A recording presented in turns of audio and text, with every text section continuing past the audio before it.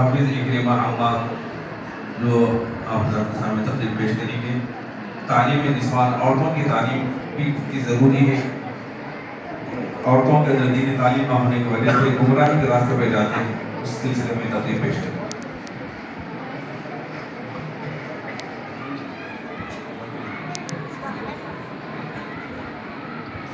السلام علیکم ورحمۃ اللہ وبرکاتہ. الحمد للہ رب العالمین والصلاة والسلام علی رسولہ الکریم. اما بعد فاعوذ باللہ من الشیطان الرجیم. بسم اللہ الرحمن الرحیم. يرفع الله الذين آمنوا منكم والذين أوتوا العلم درجات والله بما تعملون خبير. صدق الله العظيم. برادران اسلام، آج میرے لیے بڑی ہی خوشی اور شادمانی کی بات ہے کہ اس نمایاں اسٹیج پر آپ حضرات نے اس بندہ حقیقی صلابت افشین کو تعلیم اسلام کے عنوان پر لب گشائی کرنے کا موقع عنایت فرمایا. حضرات گرامی، دنیا میں جتنی قومیں اور جتنے ادیان و مذاہب ظہور پذیر ہوئے، یہود و نصارہ ہوئے مسلمان، ہر قوم کی ترقی و بلندی کا ذریعہ اور ان کو باغ عروج تک پہنچانے کا وسیلہ تعلیم و تربیت ہے. چنانچہ جب خدا تعالی نے حضرت آدم کی تخلیق کا ارادہ کیا تو فرشتوں کو انی جاعل فی الارض خلیفہ کی تعلیم دی اور حضرت آدم کو پیدا فرما کر سب سے پہلے تعلیم سے آراستہ کیا. اس حقیقت کا انکشاف قرآن کریم فصاحت و بلاغت کے اس انداز میں کرتا ہے. وعلم آدم الاسماء کلھا. پھر آپ کا ملائکہ سے مناظرہ ہوا اور آپ نے انہیں مغلوب کر دیا اور خدا تعالی نے آپ کو فتح مبین کا پروانہ دیا. پھر آپ کی پشت سے ذریت کو نکالا اور عہد الست دیا اور خدا تعالی کو اس سے بھی اپنی ربوبیت کی تعلیم دینا اور اچھا اثر عقائد سے آراستہ کرنا مقصود تھا. برادران اسلام، اسلام میں بھی تعلیم کو مقدم رکھا گیا ہے اور سرکار دو عالم صلی اللہ علیہ وسلم کو جب رحمت میں آیت تعلیم سنائی، حضرت جبرائیل علیہ السلام نے آیت تعلیم سنائی اور پڑھنے کا حکم دیا. نبی مسیحہ آمینہ کا لال تاجدار مدینہ محمد مصطفیٰ صلی اللہ علیہ وسلم کے دنیا میں تشریف لانے سے پہلے شرور و فتن، شراب نوشی، قمار بازی اور ظلم و ستم کا دور تھا. اسلام نے اسے زمانے جاہلیت سے تعبیر کیا. چنانچہ معلوم ہوا کہ جہالت ساری برائیوں کی جڑ ہے، اعمال کو بگاڑنے کا سبب ہے اور علم خباثت و خساست کو مٹانے کا ذریعہ ہے. عبادت ہو یا تجارت، ریاست ہو یا سیاست، ہر ایک کی ترقی کا پہلا سبب علم ہے. علم کے بغیر نہ انسان اچھی تربیت پا سکتا ہے اور نہ اپنے کارواں کو آگے بڑھا سکتا ہے اور نہ اپنی زندگی کے کسی شعبے کو تابناک اور روشن بنا سکتا ہے اور نہ عقل و فراست کے عروج کو حاصل کر سکتا ہے. کیونکہ علم عقل کو بڑھاتا ہے، ذہن کو تازگی عطا کرتا ہے، قلب کو سیراب کرتا ہے، دل کی تشنگی کو بجھاتا ہے اور حسن نصیحت عطا کرتا ہے اور بادشاہت و سلطنت کی کرسیاں عنایت کرتا ہے اور خلافت کی عزتیں عطا کرتا ہے اور تخت مملکت پر جلوہ افروز کرتا ہے. برادران اسلام، میرا اصل موضوع اور مبحث تعلیم نسواں ہے. آج لوگوں نے یہ عقیدہ بنا رکھا ہے کہ تعلیم کی ضرورت صرف رجال کو ہے. عورتیں اس احتیاط سے پاک اور حدیث و قرآن کی ترغیبات سے باہر ہے. بد نظر افراد اور فتنہ برپا کرنے والوں نے خواتین کو جاہل بنا رکھا ہے، ان کے اعمال و عقائد کو بگاڑ دیا ہے، فکر آخرت اور دینی جذبات کو تباہ کر دیا ہے اور اسلام کے اصول و قوانین سے بیزار کر دیا ہے. میرے بھائیوں، آج امت کی 75% خواتین تعلیم سے محروم ہیں. شاید ہی ہندوستان کا کوئی ایسا خوش نصیب گھرانہ ہوگا جس کی ساری بہن بیٹیاں اسلامی اخبار سے رنگین ہوگی. علم سے ان کا قلب سیراب اور علم کی خوشبو سے ان کا دل و دماغ معطر ہوگا اور وہ خواتین یقیناً مبارکبادی کے لائق ہے جنہوں نے اپنی ذات کو علم سے وابستہ کیا، ورنہ تو اکثر عورتیں جہالت کی دلدل میں میں پھنسی ہوئی ہے۔ تاریخ و ظلمتی نے ان کو دیوانہ بنا رکھا ہے۔ جہالت کے بڑھتے ہوئے سیلاب اور بڑھتے ہوئے سیاہ بادلوں نے ان کی عقلوں کو قلب کر دیا ہے۔ حسرت و افسوس کی بات ہے کہ آج عورتیں ناچ گانے اور سینما کی محفلوں میں بڑے دھوم دھڑاکے سے جاتی ہے۔ ہمیں غور و فکر کرنے کی ضرورت ہے کہ ان کی بربادی کا سبب کیا ہے۔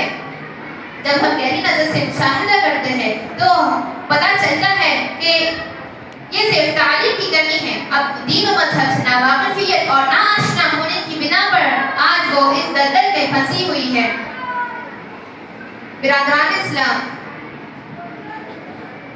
علم کا حاصل کرنا جہاں مردوں پر لازم ہے وہیں عورتوں پر بھی یہ ذمہ داری عائد ہوتی ہے کہ علم حاصل کرے، کیونکہ ملت کی تربیت کا مدار ماں کی تعلیم ہے۔ ماں کا گہوارہ اپنے ایمانی جذبات کو بروئے لانے کا اول مرکز ہے۔ اگر ماں علم سے آراستہ نہیں ہوگی تو قوم کی تربیت بگڑ جائے گی، پوری قوم جہالت کے سمندر میں غرق ہو جائے گی اور اسلام کا مقصد بیکار ہو جائے گا۔ عزیز دوستو، خود خدا تعالی نے اس کائنات کو ایک عظیم یونیورسٹی اور ایک عظیم الشان مکتب فکر اور جامع ازہر بنایا ہے۔ یہ دنیا ایک عظیم درسگاہ ہے اور تمام انسان یہاں کے طالب علم ہیں، اور قرآن کریم اس درسگاہ کی سب سے اہم کتاب ہے، اور تمام انبیاء علیہ السلام یہاں کے مدرس ہیں، اور ان میں سب سے قابل جامع الفنون باکمال سرکار دو عالم صلی اللہ علیہ وسلم یہاں کے صدر مدرس ہیں اور آپ سب کی رہبری کرنے والے ہیں۔ لہٰذا علم کا حاصل کرنا مرد و عورت پر لازم ہے، کیونکہ علم کے بارے میں سب سے پہلا سوال قبر میں ہوگا، اور یہ سوال من ربک ما دینک من ھذا الرجل تمام افراد سے ہوگا، یہ کسی کے ساتھ خاص نہیں ہے۔ مرد ہو یا عورت، بوڑھا ہو یا بچہ، کسی کے ساتھ کوئی رعایت نہیں کی جائے گی۔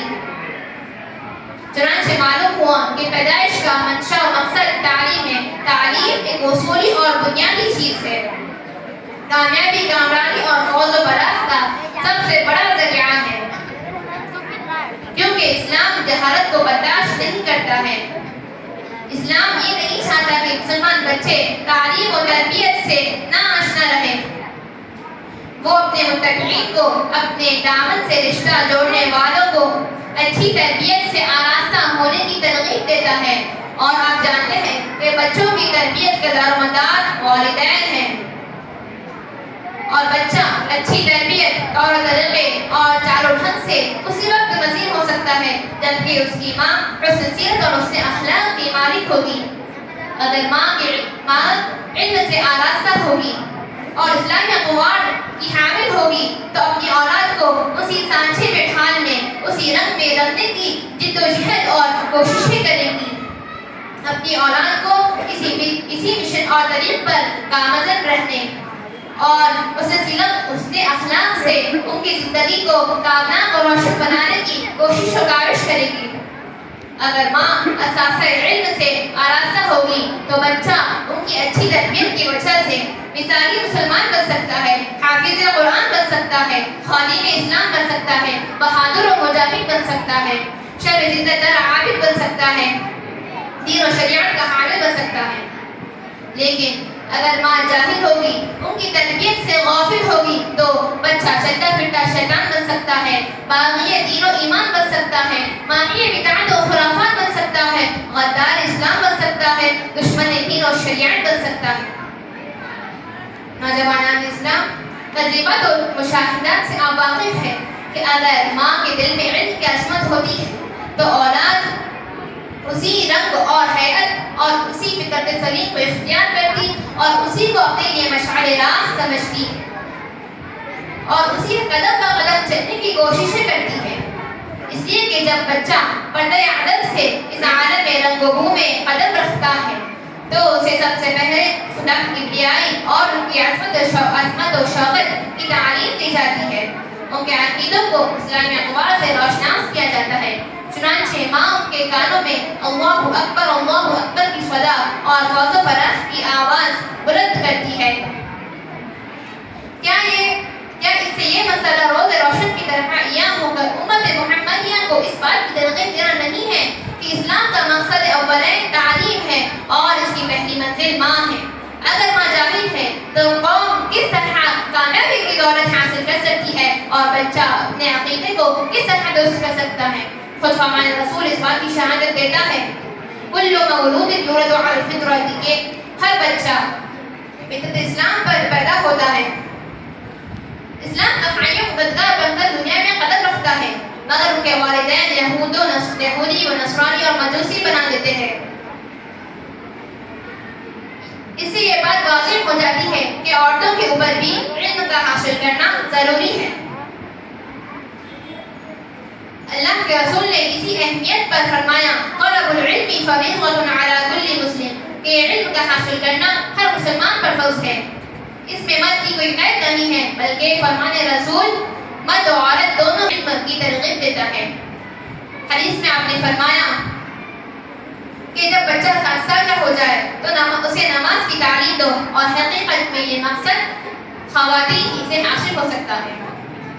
اسلام کی پروانوں میں ان متعصب نظر افراد اور عقل و فراست سے ناواقف دین و مذہب سے ناآشنا درندہ صفت اشخاص سے پوچھنا چاہتا ہوں جنہوں نے خواتین کو بیدار کر کے ان کے دلوں میں یہ خلجان پیدا کر دیا ہے کہ دینی تعلیم کی ضرورت خواتین کو نہیں ہے. آپ تو اپنے کاروبار اور بزنس و تجارت میں مشغول رہتے ہیں, اپنی ڈیوٹی کرتے ہیں, دوست و احباب کی مجلس اور ناچ گانے کی محفل میں اپنا وقت صرف کرتے ہیں. عیش و عشرت اور دنیاوی مشاغل نے آپ کو گرفتار کر رکھا ہے. ضلالت و گمراہی کے زنجیروں میں آپ جکڑے ہوئے ہیں. اگر یہ خواتین جاہل ہوگی تو قوم کو اچھی تربیت کس طرح میسر ہو سکتی ہے, بلکہ قوم جہالت کے سمندر میں غرق ہو جائے گی اور قوم خدا اور رسول کی معرفت سے ناواقف اور بیزار ہو جائے گی. ان بند نسل افراد سے پوچھنا چاہتا ہوں کہ بتاؤ امام اعظم رحمۃ اللہ علیہ کو کس نے پیدا کیا؟ امام بخاری رحمۃ اللہ علیہ جیسے محدث امت کو کس نے دیا؟ امام مالک جیسا رہبر کس نے پیدا کیا؟ اور امام احمد بن حنبل جیسا استقامت پسند کس کی گود سے پیدا ہوا؟ برادران اسلام, یہی تو وہ خواتین ہیں جنہوں نے امام محمد رحمۃ اللہ علیہ کو پیدا کیا, امام طحاوی کو اچھی تربیت سے آراستہ کیا. انہی کی تربیت یافتہ شاہ ولی اللہ محدث دہلوی رحمۃ اللہ علیہ ہے اور شاہ عبدالعزیز رحمۃ اللہ علیہ جیسے حامی اسلام انہی خواتین کی گود سے پیدا ہوئے. اے تعلیم کے دشمنوں, یہی خواتین تو ہے جنہوں نے ایسے لاکھوں افراد کو جنم دیا جن کو دیکھ کر فرشتے بھی رشک کرتے ہیں. آسمان و زمین, چاند, سورج اور شجر و حجر ان کی تعریف کرتے ہیں اور چرند و پرند ان کے لیے مغفرت اور بخشش کی دعائیں کرتے ہیں. حد تو یہ ہے کہ خود سرکار دو عالم صلی اللہ علیہ وسلم نے ان خواتین سے جنم لینے والے افراد کی مجلس میں بیٹھنے والوں اور علماء و صلحاء سے مصاحبہ کرنے والوں کو اپنی مجلس میں شرکت کرنے والوں اور اپنی دست مبارک پر ہاتھ رکھنے والوں کی طرح فرمایا ہے. برادران اسلام, دور نبوت میں بھی صحابیات رضی اللہ عنہن علم حاصل کرنے کی کوششیں کرتی تھیں. ام المؤمنین حضرت عائشہ رضی اللہ عنہا محدث وقت تھی. حضور صلی اللہ علیہ وسلم کا فرمان ہے میرے وحی کا نصف علم صحابہ سے سیکھو اور نصف علم حضرت عائشہ رضی اللہ عنہا سے سیکھو. چنانچہ بڑے بڑے صحابہ, خاص طور پر رئیس المفسرین حضرت عبداللہ بن عباس رضی اللہ عنہما نے آپ کے سامنے جامع تلبس طے کیا ہے. جب حضرت رضی اللہ عنہا کے علم کا یہ عالم ہے تو کیا عصر حاضر کی خواتین علم حاصل نہیں عبادت و معاملات کے بارے میں علم حاصل نہیں کر سکتی؟ عبادت تو عورتوں پر بھی لازم ہے. اپنی پیدائش کے مقصد کا جاننا عورتوں پر بھی لازم و ضروری ہے. خدا تعالی ارشاد فرماتے ہیں وَمَا خَلَقْتُ الْجِنَّ وَالْإِنسَ إِلَّا لِيَعْبُدُونَ. اس آیت میں خدا تعالی نے مقصد تخلیق اور اپنے حقوق کو بیان فرمایا ہے. خواتین پورے طور پر حقوق ادا نہیں کر سکتی, لیکن لوگوں نے ان کے دلوں میں یہ خلجان پیدا کر دیا ہے کہ ترقی و کمالات اور علم و فضل کا میدان سے مردوں کے ساتھ خاص ہے. خواتین گھر میں بیٹھنے والی اور اس میدان کی شہسوار نہیں بن سکتی ہے۔ نوجوانان ملت، یہ تو دینی علوم کی بات ہے، بلکہ خواتین اصلی علوم بھی حاصل کر سکتی ہیں اور انہیں حاصل بھی کرنا چاہیے، اور عصر حاضر میں اس کی ضرورت بھی ہے اور دور حاضر کا تقاضا بھی ہے، کیونکہ آج دنیاوی حالات کے جتنے ذرائع اخبار ہیں ہر ایک کا تعلق اصلی علوم سے ہے، اور یہ ان ضروریات کے جز لا ينفک ہے۔ اپنے بچوں کو بقدر ضرورت خواتین دنیاوی تعلیم دے سکتی ہے، لہذا جس طرح مردوں کے لیے ان کا حاصل کرنا جائز ہے، اسی طرح خواتین بھی اصلی علوم حاصل کر سکتی ہے۔ برادران اسلام، علم ہی وہ دولت ہے جو ضلالت و گمراہی سے نکال کر رشد و ہدایت کی طرف مائل کرتا ہے، اور علم کے فوائد بے شمار اور برکات لامحدود ہے، مگر یہ وقت تفصیل میں جانے کی اجازت نہیں دیتا۔ میں اسی پر اپنی بات ختم کرنا چاہتا ہوں۔ وآخر